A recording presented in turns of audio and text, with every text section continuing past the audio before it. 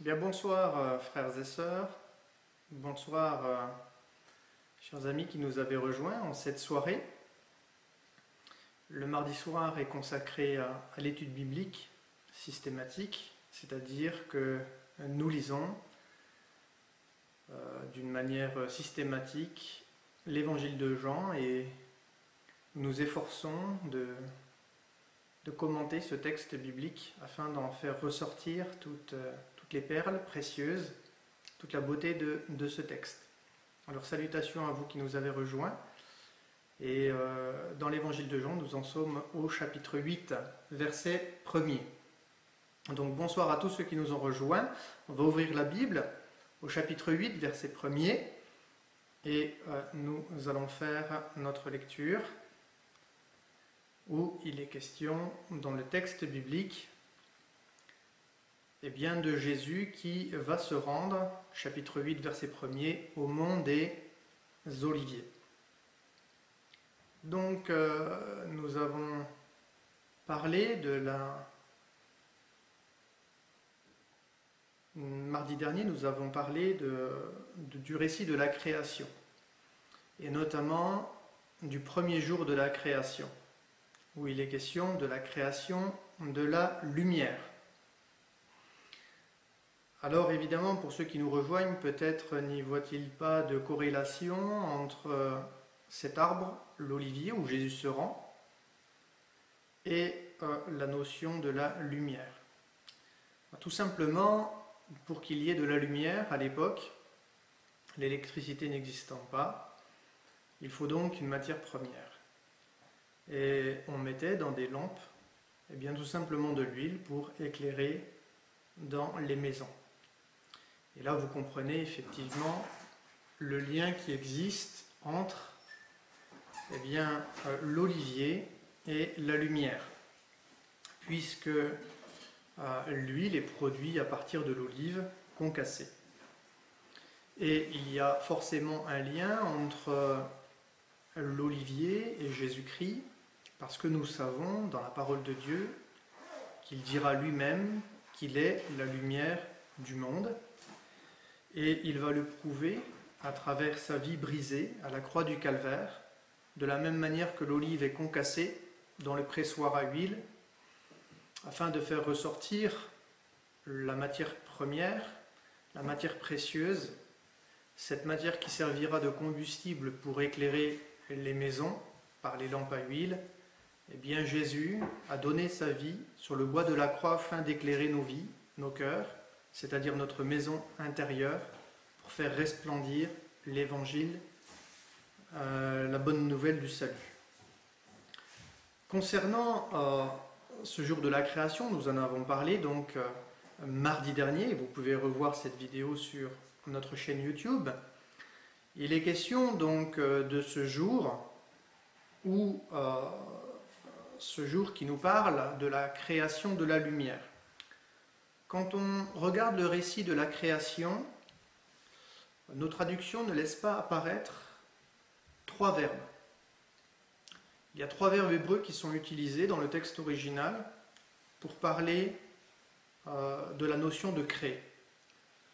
Il y a un verbe qui est le plus connu en hébreu, c'est le verbe bara, souvent traduit par créer à partir de rien, ex nihilo. Pour autant, ce n'est pas tout à fait juste de le dire ainsi, pour une raison simple, c'est que l'homme aussi est créé au sixième jour de la création, et le verbe à nouveau apparaît, le verbe bara.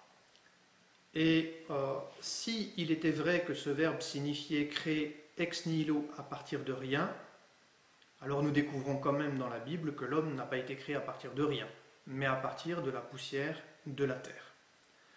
C'est pour cette raison d'ailleurs que ce verbe bara ne signifie pas forcément créer à partir de rien, mais tout simplement il s'agit d'une création qui appartient à Dieu, et à Dieu lui seul, qui résulte de la volonté de Dieu. Et d'ailleurs, c'est vraiment la signification de ce verbe créer. Il y a trois verbes créer en hébreu, qui apparaissent pour ceux qui connaissent, c'est bara, asa et yatsar. Et pourquoi il y a trois verbes qui sont traduits de la même façon en français par créer? Bien tout simplement parce que la création du monde se construit sur trois niveaux. Au niveau de la pensée, au niveau de la parole et au niveau de l'action. Les hommes cheminent aussi selon le même principe. Je prends l'exemple de quelqu'un qui voudrait s'asseoir. Imaginons, la chaise n'existe pas. Mais j'aimerais m'asseoir. Alors, j'ai un besoin, j'ai un désir, j'ai un souhait. Et ça, c'est la notion du verbe bara, créer, c'est-à-dire c'est la notion de la création au niveau du désir, de la volonté, du souhait de Dieu. Donc ça, c'est la notion du verbe bara, créer. C'est un premier niveau, c'est le niveau le plus élevé. Et effectivement, l'homme n'agit pas sans réfléchir, sans qu'il y ait un désir dans son cœur. Personne ne va créer un objet sans qu'il l'ait désiré, sans qu'il l'ait voulu, sans qu'il ait réfléchi à un besoin. Et ça, c'est la création au niveau de bara. On appelle ça en hébreu la bria. Et puis, il y a un deuxième verbe créer dans le texte biblique, c'est le verbe asa, faire. Faire, concevoir, planifier. Là, on est dans une création au deuxième niveau. C'est la création au niveau de la parole. Et on le voit d'ailleurs, à partir de la création de la lumière, Dieu dit, Dieu dit, Dieu dit, Dieu dit. Vous avez remarqué que le verset 1 à 2 du chapitre 1 de la Genèse, il n'est pas dit que Dieu a dit. Il est simplement dit, au commencement, Dieu créa les cieux et la terre était informée vide, la terre était informée vide, il y avait des ténèbres à la surface de l'abîme et l'Esprit de Dieu planait au-dessus des eaux. Voilà. Et puis après apparaît le premier jour de la création, Dieu dit que la lumière soit. Jusqu'au 7e jour de la création, Dieu parle, Dieu dit, Dieu explique. Il explique comment il va créer le monde. Et pourquoi il crée le monde. Ça, c'est la création au deuxième niveau. La création au niveau de la parole. Je vais planifier. J'exprime ma pensée. Je vais la mettre en ordre. C'est pour ça qu'il y a la notion de tohu-bohu. Il y a l'idée, c'est une idée qui est précise dans ce que je veux faire, mais je ne sais pas encore comment je vais la mettre en œuvre, cette idée. Donc il me faut dessiner un plan. Il me faut mettre en œuvre le projet. Et ça, c'est le deuxième niveau de la création, au niveau de la parole. Et puis, il y a un troisième niveau, c'est le niveau de la réalisation. Yatsar, je façonne, je fabrique, je construis. Il y a donc 3 degrés dans la création. Et l'homme fonctionne de la même manière, comme la personne qui a eu l'envie de s'asseoir sur une chaise, parce qu'il en a marre, par exemple, de manger à table debout, et il est vrai qu'il est plus agréable de manger à table assis sur une chaise que de manger à table en étant debout. Évidemment, parce que prendre la fourchette et la mettre dans la bouche, on peut en mettre un peu partout. Et ça peut faire du désordre. Donc, l'homme a eu un désir, il veut manger assis, ok, il commence à prendre une feuille, on est dans le deuxième niveau de la création, et donc on va planifier, on va réfléchir quelle matière on va prendre pour créer l'objet, comment je dois m'y prendre, etc., etc. Et puis, une fois que le plan est défini, eh bien, je vais tout simplement réaliser ce plan. Et là, je passe à la phase de la construction. Et cette phase de la construction, nous la retrouvons tout simplement à partir de Genèse chapitre 2, verset 4 de mémoire. Et là, on rentre, il n'y avait pas encore pluie sur la terre, etc., etc. Et on arrive directement à la réalité du 6e jour. Et là, il n'est plus question du premier jour, deuxième jour, troisième jour, quatrième jour, cinquième jour. On est directement dans la création du 6e jour. Pourquoi? Parce que l'homme est le couronnement de la création. En réalité, bien évidemment, au-delà de l'homme qui est le couronnement de la création, c'est que l'homme est la raison même de la création. Et au-delà de Adam, c'est-à-dire le premier être humain, eh bien, il est question également prophétiquement du dernier Adam, qui est Christ, qui lui est le roi des rois, donc le véritable couronnement de la création, puisque tout a été créé par lui, il est le Bereshit, et si on regarde le mot hébreu au commencement, cela signifie mon fils a été établi, le Fils de Dieu est établi, et ça c'est le mot au commencement, l'hébreu Bereshit, et donc on y voit tout de suite la notion que le Fils de Dieu est présent, il est au commencement de toute chose, et puis il est à la finalité, il est le couronnement de la création, il est la raison même de notre existence. Quand on regarde d'ailleurs ce premier jour de la création, je reviens dessus, pourquoi? Parce que c'est une notion qui est très très importante. Il est question de la séparation entre la lumière et l'obscurité, et non pas les ténèbres, comme je l'ai expliqué mardi dernier. C'est-à-dire, c'est la séparation entre le Père et le Fils. La volonté que cette lumière soit apportée dans ce monde, mais la lumière du Père ne peut pas être vue dans ce monde. L'homme ne peut pas voir Dieu et vivre, c'est impossible. Pour lui, Dieu est une obscurité. Il faut donc que vienne à nous une lumière qui soit accessible et qui nous permette de connaître le Père des Lumières. C'est une expression que nous retrouvons dans le Nouveau Testament. Il est le Père des Lumières. Et il n'y a en lui ni ombre ni variation. C'est d'ailleurs étonnant parce que c'est la propriété même de la lumière. Pour ceux qui connaissent bien, les sciences, dans le domaine des sciences, la lumière est une onde qui parcourt tout l'univers, qui traverse tout l'univers, et dans tous les éléments que l'homme a pu étudier au sein de cet univers, eh bien, l'homme a découvert qu'il y a une seule constante absolue dans tout l'univers. Et cette constante absolue, c'est la lumière. Et il y a donc une réalité extraordinaire, bien évidemment, à travers ça, c'est-à-dire que, eh bien, cette lumière qui est relative également à la notion de la parole de Dieu, au Fils de Dieu, eh bien, cela signifie que cette parole, que le Fils de Dieu, il est éternel, c'est-à-dire qu'il ne change pas, qu'il est le même hier, aujourd'hui, éternellement. On retrouve aussi cette expression à propos de la parole de Dieu. C'est la parole permanente et vivante de Dieu. Cette parole ne varie pas, elle ne change pas. C'est pour cette raison que Jésus dira « Il ne disparaîtra pas un seul trait de la lettre, avant que tout soit accompli ». On retrouve aussi des avertissements concernant à quiconque voudrait ajouter ou retrancher une quelconque parole, un quelconque mot, une lettre même de ce texte de la Révélation. Cela montre bien à quel degré de sainteté se situe cette parole de Dieu. Pourquoi? Parce que toucher à la parole de Dieu, c'est toucher à Dieu lui-même, puisque Dieu lui-même est éternité. D'éternité en éternité, tu es Dieu. Il est l'éternel. C'est d'ailleurs ce que signifie Yahweh en substance, qui est la composition de deux verbes conjugués en hébreu. Et la conjugaison en hébreu se décompose en deux temps fondamentaux, qui est l'accompli et l'inaccompli. Et sans rentrer dans les détails, ça signifie une action qui est achevée dans le temps et une action qui n'est pas encore achevée dans le temps. Et quand Dieu s'est révélé à Moïse dans le désert, il dira « Ayez Asher Ayez », c'est-à-dire « Je suis qui je serai » ou « Je suis qui je suis, je serai qui je serai », etc. etc.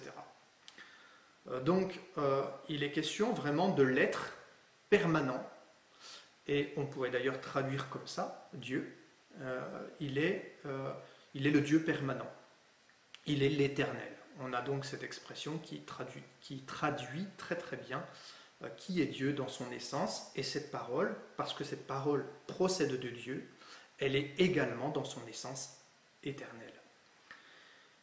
Lorsqu'on regarde donc ce texte biblique, il est question donc de la séparation du Père et du Fils, et bien évidemment, cela signifie que dans la planification du projet créateur de Dieu, Dieu place immédiatement le Père, le Fils, comme étant la source de toute vie, parce que sans la lumière, il n'y a pas la vie.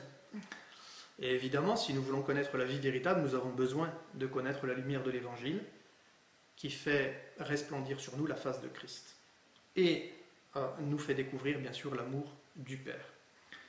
Et dans cette notion de séparation, il est question évidemment de l'incarnation du Fils de Dieu. C'est-à-dire qu'effectivement, il est écrit dans la Bible que Dieu, le Fils, il a quitté le ciel de gloire, il a quitté la gloire qu'il avait auprès du Père et il est venu comme un simple homme. Il s'est dépouillé littéralement.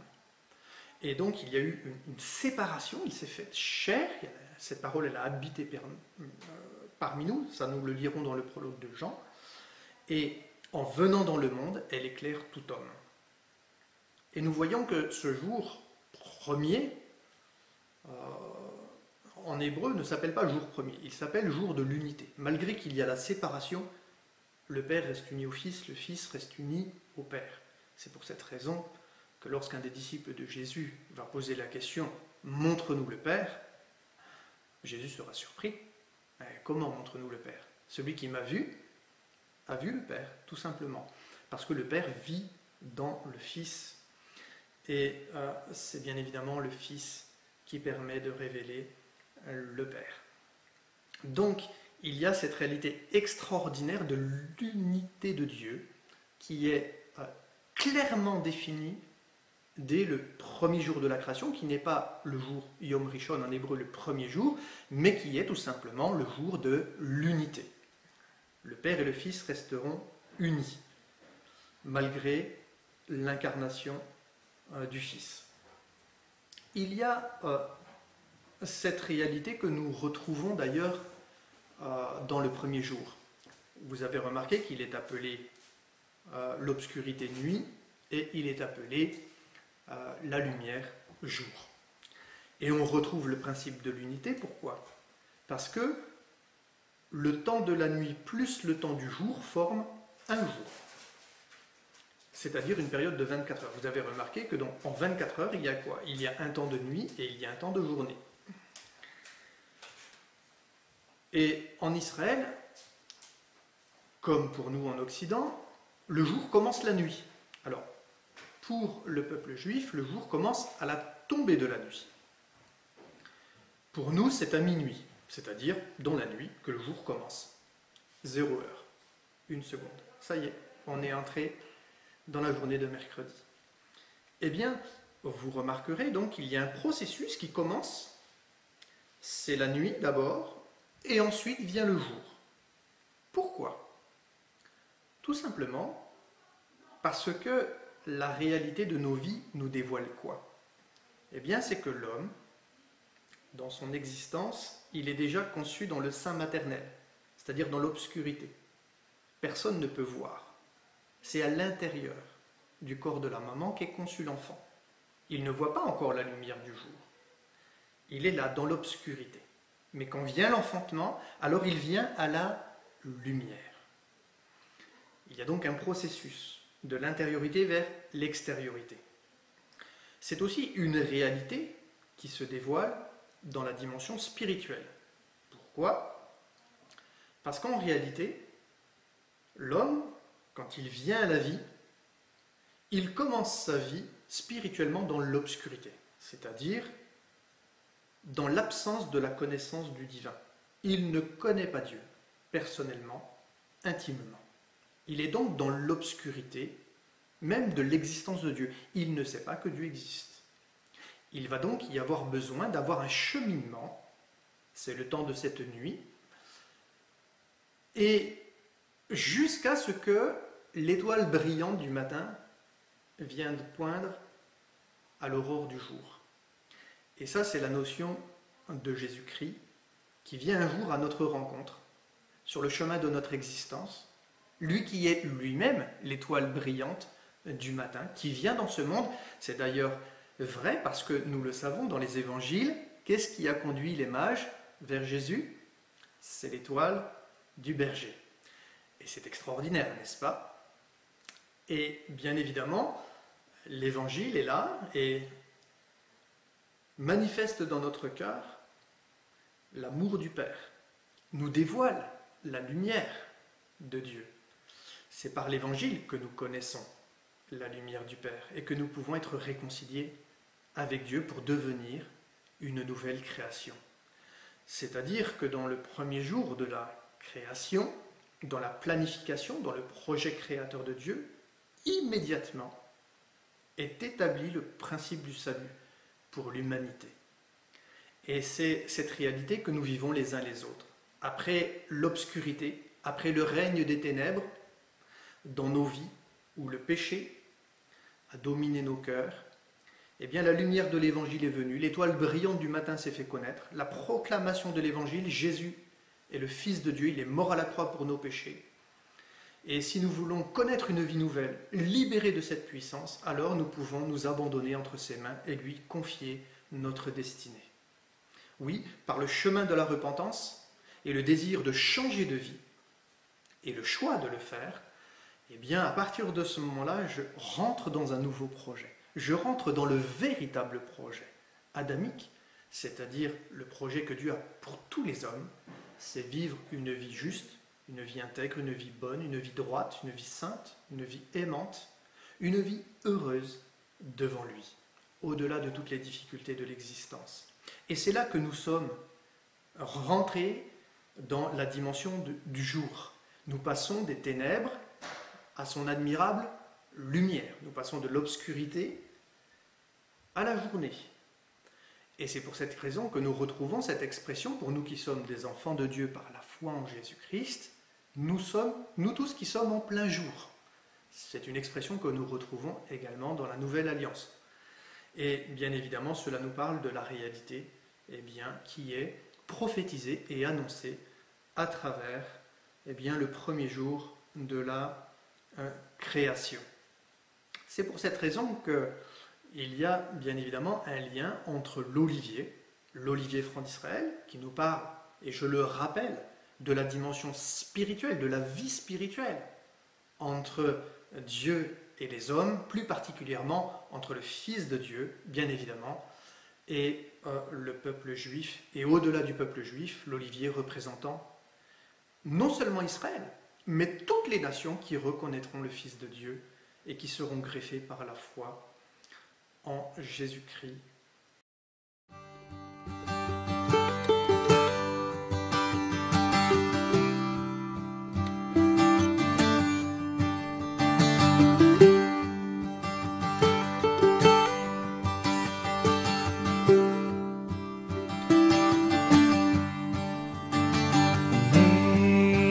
Amazing grace, how sweet the sound that saved a wretch like me.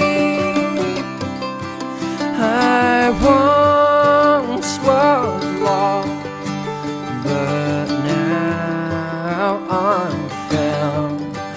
Was blind, but now I see.